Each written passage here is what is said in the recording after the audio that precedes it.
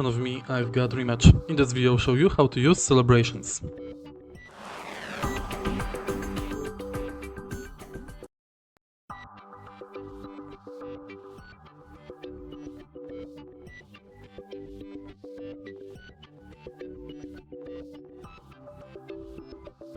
After shooting a goal, to use celebrations you can use triangle, square, X or circle. Let's just try to shoot a goal.